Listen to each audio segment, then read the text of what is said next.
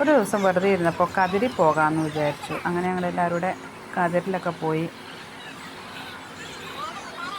അവിടെ നല്ല രസമുള്ളൊരു വീട് പോലെയുണ്ട്. പിള്ളേരെല്ലാം കൂടെ അവിടെ ഒരു ഊഞ്ഞാലി ഉണ്ടായിരുന്നു, അതേ കൂടെ ഇങ്ങനെ ആടിയൊക്കെ കളിച്ച്. നല്ല നല്ല കിളികളൊക്കെ ആട്ടോ അവിടെയുള്ളത്. നല്ല രസമാണ് കിളികളെയൊക്കെ കാണാൻ. കുറേ നേരം ഞങ്ങൾ നോക്കിയിരുന്നു. നല്ലൊരു തടാകമുണ്ട് അവിടെ. നമുക്ക് ആ തടാകത്തിലൊക്കെ നമുക്കിങ്ങനെ നോക്കിയിരിക്കാം കുറേ നേരം.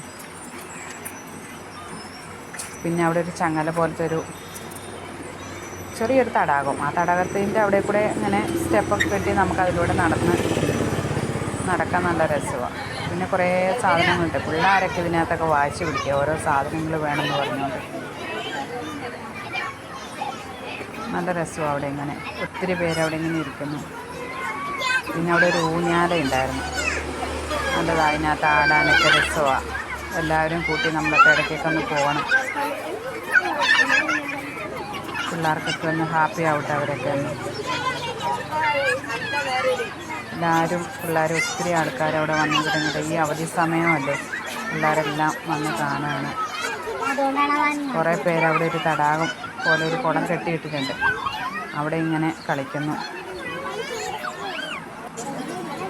ഞങ്ങളും വെറുതെ ഇരുന്നപ്പോൾ ഒന്നൊരു ഊഞ്ഞാലേക്കൊന്ന് ആടി.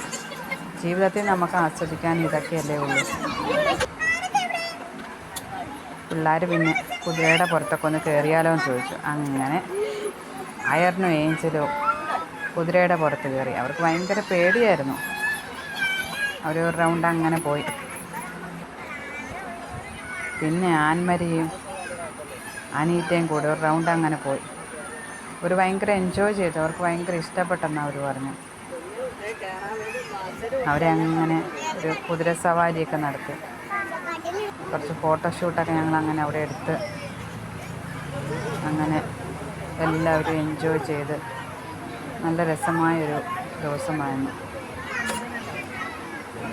അത് കഴിഞ്ഞ് ഏബലും അലേനയും കൂടെ ഒരു കുതിര സവാരി നടത്തി.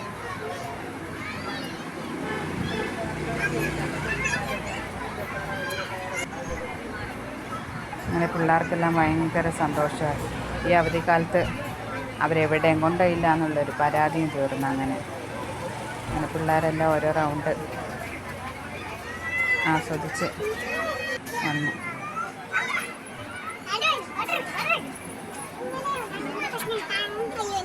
അപ്പോഴത്തെ ഏകദേശം ഇരുട്ടാകാറായിട്ടോ. അത് കഴിഞ്ഞ്